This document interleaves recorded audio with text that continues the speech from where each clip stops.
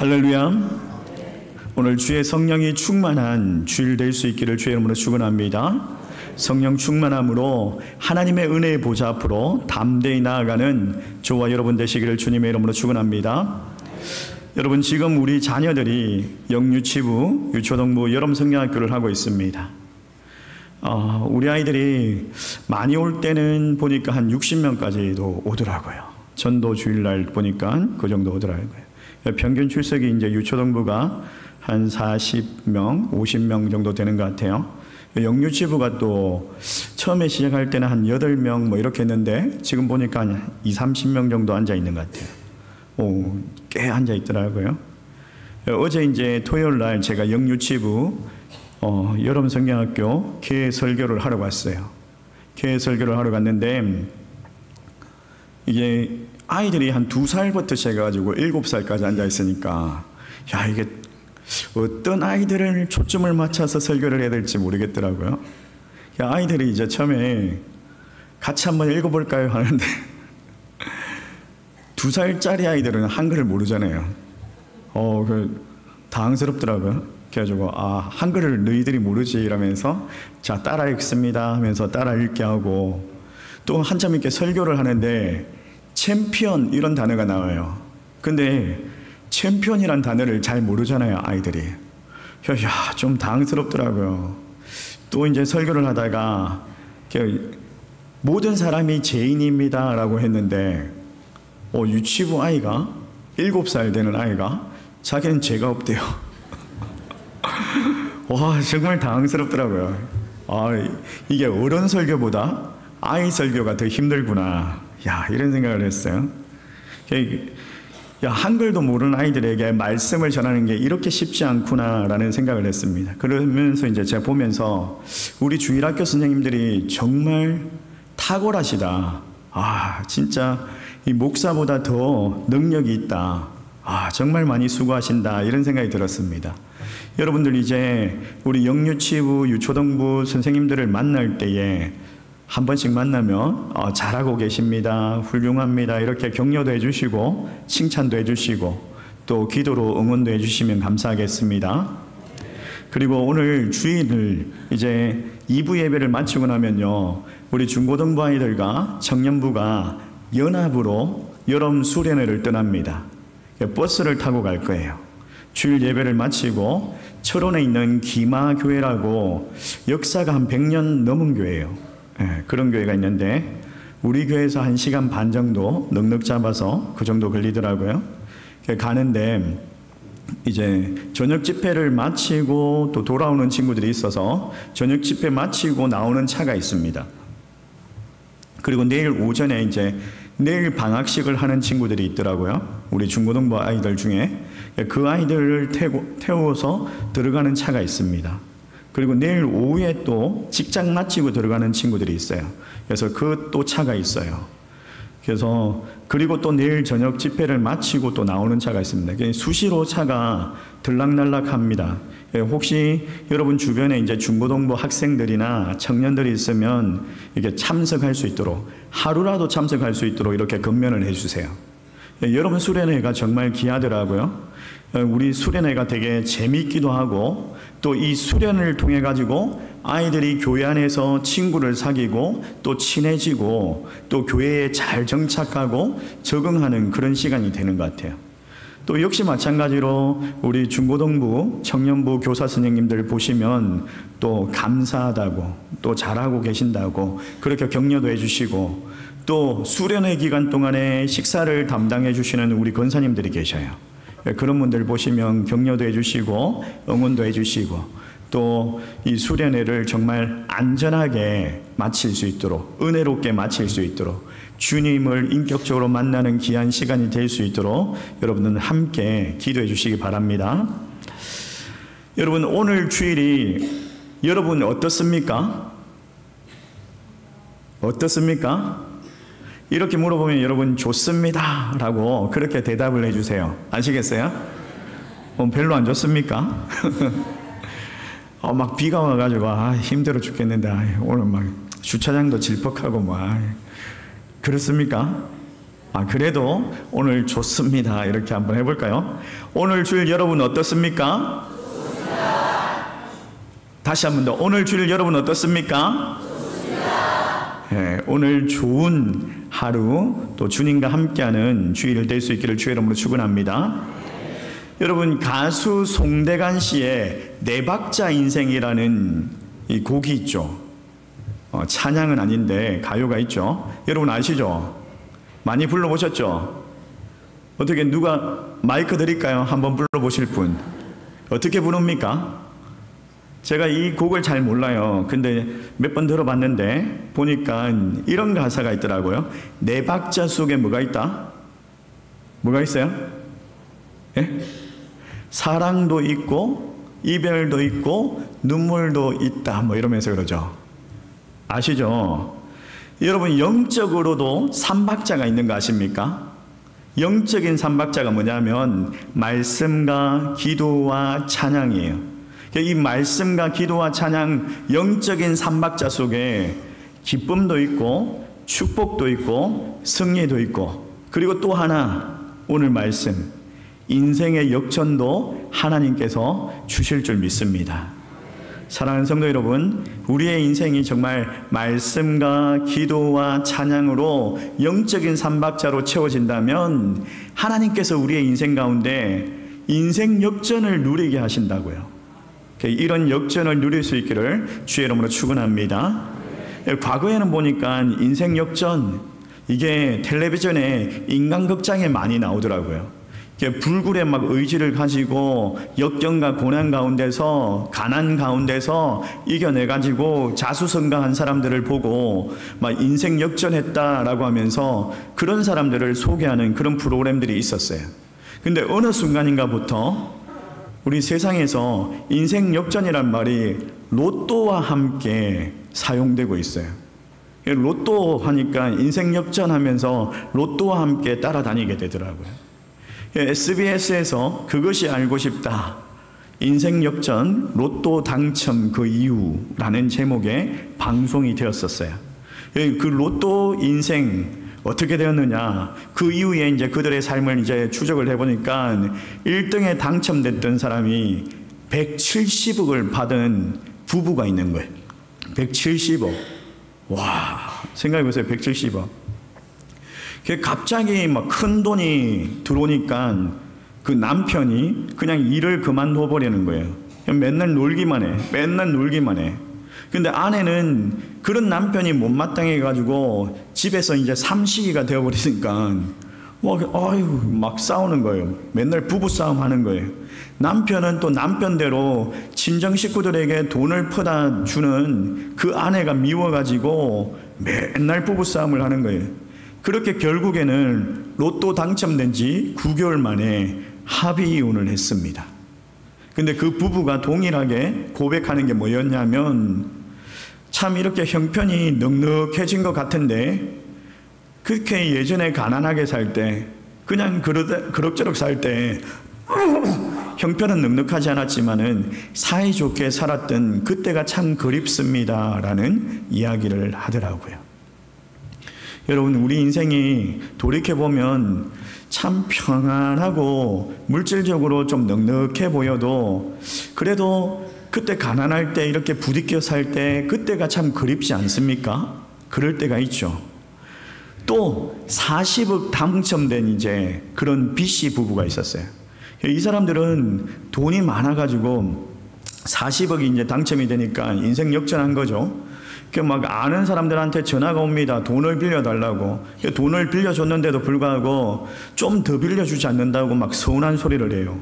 또 아들이 대학을 들어갔는데 막 소문이 돈 주고 대학 들어갔다, 이런 소문 막 돌아가지고 아들이 시달리는 거예요. 아들 친구들이 아들에게 로또라고 별명을 불러가지고 수목가 땅에 그런 이상한 일들이 일어나더라는 거예요. 로또 당첨된 사람들이 행복하게 사느냐, 행복하지 못하더라는 거죠. 이런 이상한 후기들을 보면서도, 아니 나는 로또 당첨돼도 그렇게 불행하게 살지 않을 거야, 나는 예외야, 나는 행복해질 거야 라는 기대를 가지고 로또 인구가 더 늘어나고 있답니다. 로또 인구가 천만이 넘었답니다. 천만. 혹시 이 자리에 천만에 속하시는 분들이 있을 것 같아요. 그렇죠. 그 판매량이 대략 한 4조에 이른답니다. 그런 규모인. 왜 이렇게 로또가 막 늘어나고 인구가 막 늘어날까요? 경제적으로 어렵다, 살기가 힘들다라고 말하는데 로또 판매는 왜 계속 늘어나고 있을까요? 왜 그럴까요? 우리 마음 중에 하나가 뭐냐면, 어떤 심리가 있냐면, 한 방에 그냥 한번 인생 역전, 지금 어렵고 상황이 힘든데 한번 인생 역전 한번 해보자, 대박 한번 나보자, 그런 강한 욕구가 우리 마음속에 있다라는 거예요. 그러다 보니까 그 마음의 욕구를 자극하는 것이 로또더라는 거예요. 근데 성경은 뭐라고 이야기합니까? 오늘 본문에 보니까 우리가 추구해야 할 것이 무엇인지를 분명하게 말하고 있는데, 여러분 오늘 성경을 보십시오. 성경에 보면요, 이 성경에 나오는 대부분의 사람들이 인생을 역전한 사람들을 볼 수가 있어요. 인생 가운데 정말 성공한 사람들을 볼 수가 있습니다. 가장 대표적인 예로 요셉이라는 사람이 있죠. 여러분 요셉이 어떤 사람인지 아시죠? 아주 복잡한 가족 관계에서 태어났죠. 자기를 낳아준 엄마를 포함해서 4명의 엄마가 있었어요. 4명의. 그리고 배다른 형님들이 10분이나 있었어요. 근데 그의 아버지 야곱이 요셉을 더 사랑합니다. 형님보다. 더 사랑하니까 그 10명의 형님들이 요셉을 시기해요. 요셉을 시기해가지고 요셉을 미디안 상인들, 그 외국 상인들에게 팔아버리죠. 자기의 배다른 동생을 팔아버려요. 근데 이 요셉이 어떻게 됩니까? 애굽의 노동자로 가는 것이 아니라 애굽의 노예로 팔려갔어요. 그래가지고 11년 동안 외국인 노예 생활을 합니다. 그리고 또 누명을 써가지고 감옥에서 제수로 2년을 삽니다. 이게 요셉의 이력입니다, 여러분. 여러분 이런 이력서를 가지고 어디 뭐 취업이라도 하겠어요? 노예 생활 11년, 제수로 2년 살았습니다. 뭘 하겠습니까? 근데 그의 인생이 어떻게 됩니까? 우리가 너무나 잘 알고 있죠. 이 요셉. 하나님의 그 감동하심으로 바로의 꿈을 해석해 줍니다. 그 당대의 최고의 나라, 최강대국이었던 그 애굽의 바로의 왕, 그 바로 왕, 그의 꿈을 해석해 주고 어떻게 되죠? 총리 대신의 자리에 오르죠. 인생 역전한 거죠.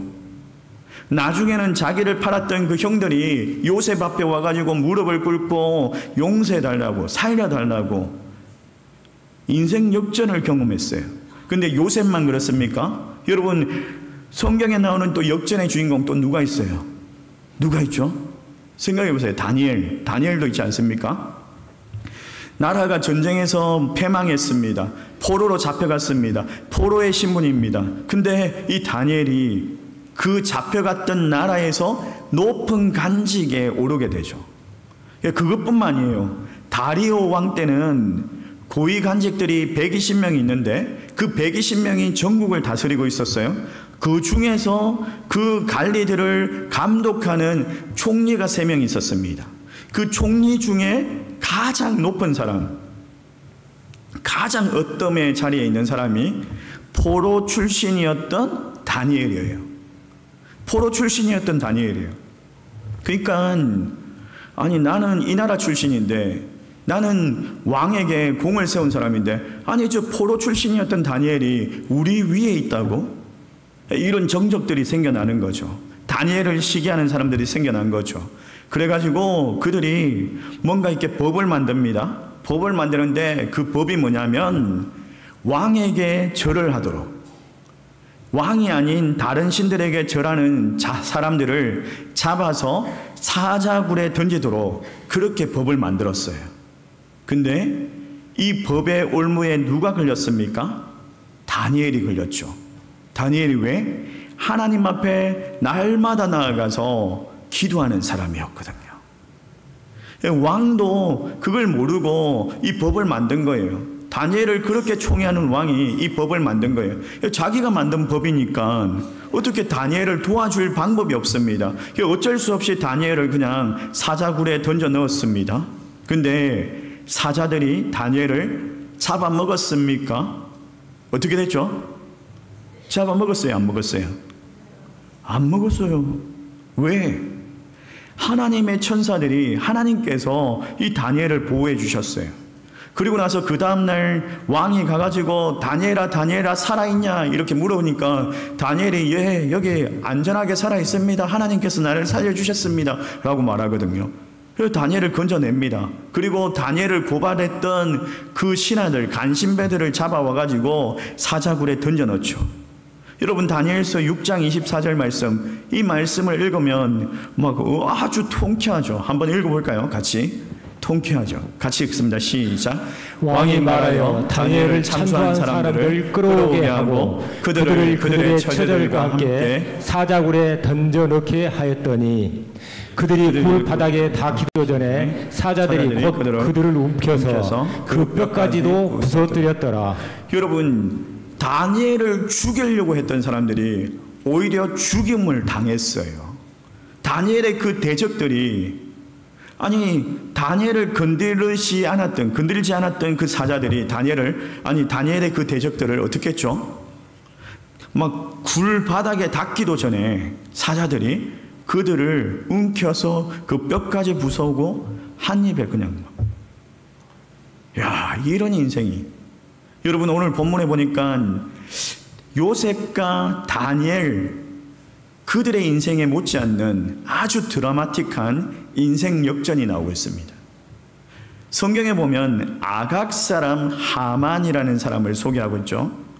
아각이 누굽니까 여러분? 아각이 누구죠? 아각은 아말렉의 왕이었습니다. 아말렉이 어떤 민족이냐?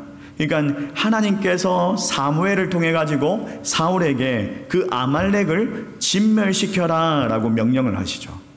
죽여라 라고 명령했는데 근데 어떻게 되죠? 사울이 전쟁을 해서 승리를 했습니다. 근데 그의 눈에 보이는 대로 좋은 것들을 남겨두죠. 사람들도 남겨두죠. 사무엘이 와가지고 보니까 이 사울이 하나님의 말씀에 순종하지 않은 거예요.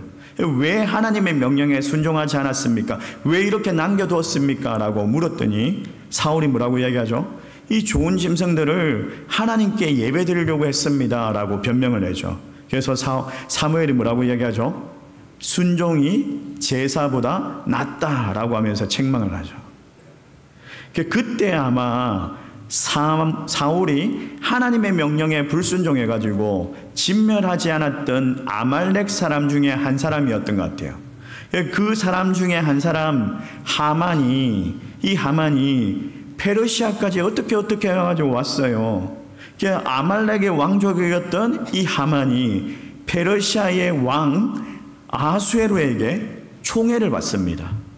그래가지고 얼마나 총애를 받았든지 왕의 모든 신하들 위에 서게 해줍니다. 왕이. 하만이 그냥 거의 우상 숭배하듯이 그 하만이 그 모든 신하들에게 경배를 요구를 하는 거예요. 하만이 지나가는 길에 모든 신하들이 백성들이 고개를 들지 못합니다. 무릎을 꿇고 엎드려가지고 막 경배를 하고 절을 해야 합니다. 근데 유대인 포로로 잡혀왔던 이 유대인 모르드게가 말단 간직에 있는 그냥 성문지기인 이 모르드게가 하만에게 절하지 않습니다. 무릎을 꿇지 않아요. 왜 모르드게가 하만에게 절하지 않았을까요?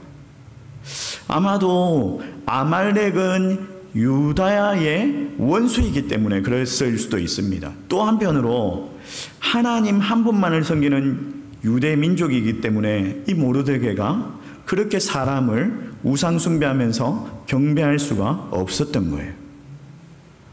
다른 사람들은 다 엎드려가지고 절하고 있는데 이 모르드게 혼자만 딱 서 있으니까 절도 안 하고 있으니까 이 하만이 보잖아요. 저 누구냐 물어보니까 포로로 잡혀온 유대인 모르드게입니다. 성지기 하고 있습니다. 하만이 열이 난 거죠. 분이 난 거죠. 막 화를 참지 못했습니다. 이 분을 참지 못해가지고 하만이 이 유대인들 다 죽여버려야 되겠다. 전부 다 죽이기로 음모를 꾸밉니다. 그래가지고 왕에게 찾아갑니다. 왕에게 은 1만 달란트를 가지고 갔어요. 은 1만 달란트를. 이 아수에루가 그때 전쟁을 준비하고 있어가지고 돈이 좀 필요했던 것 같아요. 은 1만 달란트를 받으면서 이 하만이 이제 이런 이야기를 해요.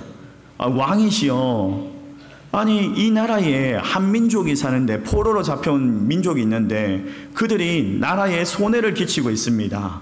그 민족을 죽여야 되지 않겠습니까? 라고 하면서 죽입시다라고 요청을 합니다.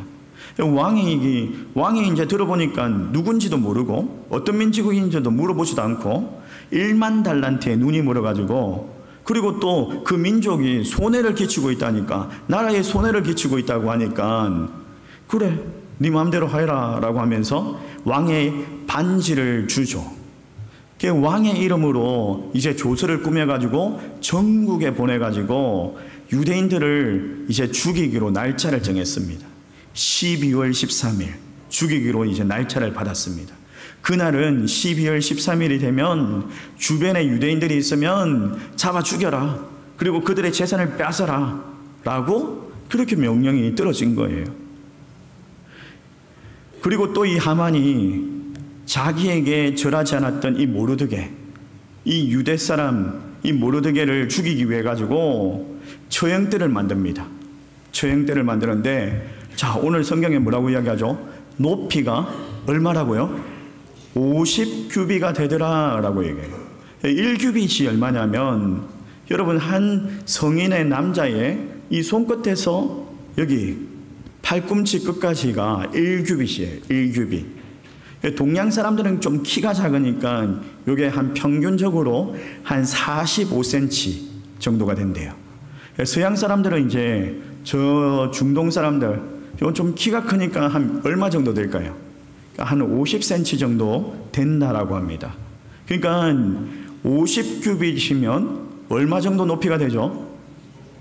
25m. 여러분 여기의 높이가 얼마 정도 될 것 같아요? 여기 높이가? 예? 8m 정도 되겠죠? 8m. 그러면 몇 배 정도 돼요? 3배 정도. 그러니까 대략 한 아파트에 한 8층, 10층 높이 되는 막 그 정도 엄청 높은 장대를 세웠대요. 장대를. 그런 나무가 있었는가 봐요. 그 나무를 갖다가 막 수백 명 막 동원해가지고 데려와가지고 그걸 어떻게 세웠는지 모르겠어요. 그런 나무를 세워놓고, 이런 나무를 세워놨으니까 온 동네가 다 보이겠죠. 그냥 다 보이겠죠. 거기에다가 이제 모르드게 이제 잡아 죽일 거라고, 12월 13일 되면 이제 잡아 죽일 거라고 그러고 이제 있었어요. 근데 정작 그 처형 때에 누가 달리게 됩니까? 오늘 본문의 9절과 10절 말씀, 우리가 읽었던 말씀 다시 한번 읽어볼까요? 같이 읽습니다. 시작. 왕을 모신 내시 중에 하르보나가 왕에게 아뢰되 왕을 위하여 충성된 말로 고발한 모르드게를 달고자 하여 하만이 높이가 50규빗 되는 나무를 준비하였는데 이제 그 나무가 하만의 집에 섰나이다. 왕이 이르되 하만을 그 나무에 달라 하매 모르드게를 매달려고 한 나무에 하만을 다니 왕의 노가 그치니라. 여러분 모르드게를 달려고 죽이려고 세운 나무예요. 근데 오늘 말씀해 보니까 누가 달렸다고요? 그 나무를 세운 하만이 달려서 죽게 된 거예요. 여러분 죽을 뻔했어요. 죽을 뻔했어요. 12월 13일이면 죽는 날짜를 받아놓은 거예요. 죽는 날짜를 받아놓은 그 사람이 인생이 역전됐어요. 자기를 죽이려고 한 사람이 오히려 죽임을 당했어요. 여러분 그래서 저는 오늘 말씀의 제목을 인생 역전이다 라고 정하면서, 인생 역전에 해당하는 그 승자 누구죠? 누구예요? 이때까지 말했는데 모르드게. 근데 사실은 이제 에스더의 승리죠. 그 인생 역전의 그 패자는 누굽니까? 그럼 패자는 하만. 하만은 잘 이야기하시네요. 모르드게는 내 자라가지고. 여러분, 이 두 사람의 운명이 왜 이렇게 뒤집어졌느냐? 왜 인생이 역전되었느냐? 인생 역전이라고 말할 수 있는 만큼 이렇게 뒤집어진 그 말씀을 한번 살펴보면서 우리의 마음 깊이 깊은 곳에 그냥 인생 역전하고 싶어하는 그런 기대의 심리가 있지 않습니까? 그래서 어쩔 수 없이 로또를 사야 되는 그런 우리의 본능, 이걸 오늘 말씀을 통해서 제대로 한번 다루어 보고 인생 역전을 품고 또 하나님 앞에 영적인 삼박자로 나아가서 인생 역전을 누릴 수 있는 저와 여러분 되시기를 주의 이름으로 축원합니다. 그래서 오늘 말씀을 가지고 이번 주 그리고 다다음 주에도 또 할 거예요. 오늘은 한 포인트만 이제 딱 다룰 건데, 여러분 오늘 본문을 통해서 우리가 꼭 기억해야 할 것이 있다면, 자, 따라해 봅시다. 인생 역전은 하나님만이 발판을 놓으신다. 판을 놓으신다. 다시 한 번 더. 인생 역전은 하나님만이 발판을 놓으신다. 발판을 놓으신다. 여러분, 로또가 우리의 인생에 역전을 시키는 것이 아니라 하나님이 우리의 인생에 역전을 놓는, 인생 역전시키는 발판을 놓으시는 그런 분이시다라는 거예요. 여러분, 온 유대 민족이 이제 죽을 날을 받아 놓았죠. 12월 13일. 모르드게가 이제 페르시아의 왕후가 된 에스더를 찾아갑니다. 이 에스더는 모르드게가 부모를 잃고 그 부모를 잃은 에스더를 거두어서 돌보았어요. 자기 딸처럼. 사촌 오빠죠. 사촌 오빠. 모르드게가. 사촌 동생인 에스더를 찾아가가지고 하만의 그 계략을 말해주죠. 유대인들을 죽이려고 한다. 그러니까 네가 왕에게 찾아가가지고 우리 유대인들을 살려달라고 요청을 하죠. 근데 여러분, 아하수에로 왕이 어떤 왕이죠? 아하수에로 왕의 첫 번째 부인 왕이 누구였죠? 와스디라는 여왕이 있었어요. 왕후가 있었어요. 근데 아하수에로 왕이 잔치를 베풀었어요. 한 180일간 잔치를, 연회를 베풀었어요. 전쟁을 준비하면서 막 군인들을 데려와가지고 잔치를 베푸는데, 그 잔치를 베풀면서 이 술을 먹다가 술 기운에 너무 기분이 좋아가지고 와스디가 이쁘니까 그 여왕을 불러가지고, 왕후를 불러가지고 신하들에게 한번 보여준다고 그래가지고 오라고 했는데 그 왕후가 오지 않습니다. 왕이 오라고 했는데 오지 않아요.